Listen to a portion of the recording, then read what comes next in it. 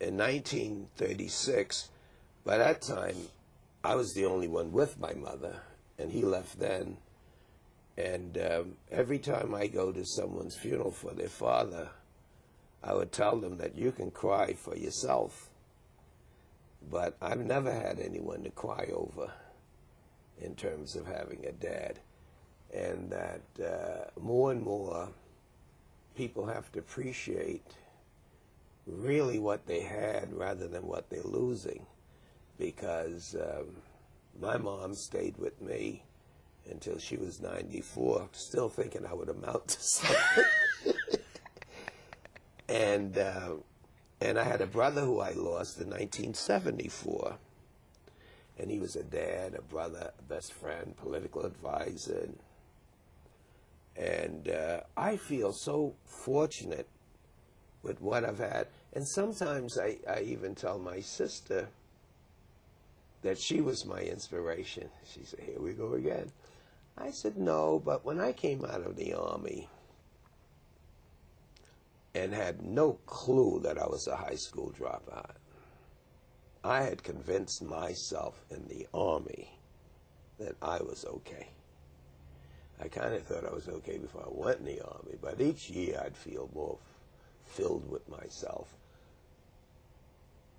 And I saw her running around in a starched uniform when she was going to Lincoln School of Nursing.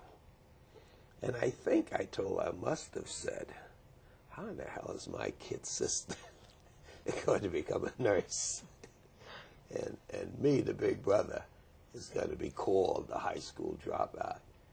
And so she became, in that sense, a role model and a challenge. Exactly. Also, but for the wrong reasons, you know. but I guess I never knew how badly I thought of myself. I had convinced myself that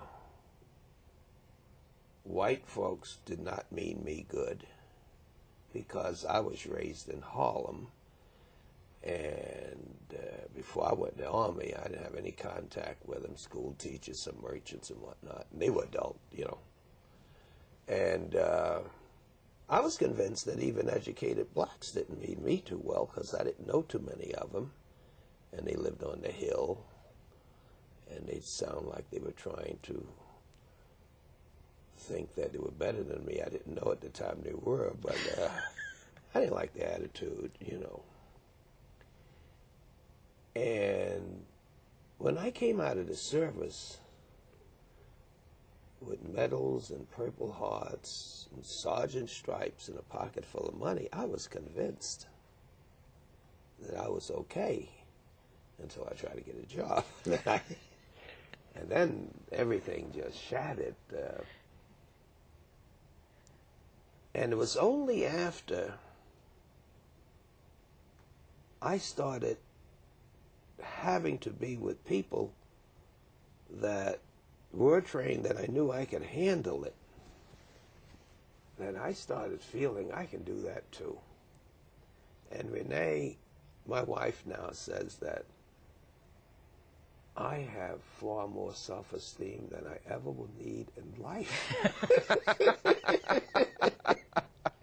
You know, but I try to tell her that I'm very selective where I try to overachieve.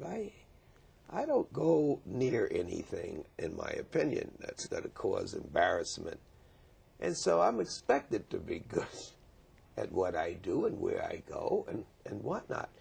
And I have tested the waters long enough to know that whether it's kings or queens or presidents, that guy from Lenox Avenue means so much more to me at the end of the day in terms of understanding the problems that we're facing. And I don't even have to test their views to know that Lenox Avenue is everything in the world to me.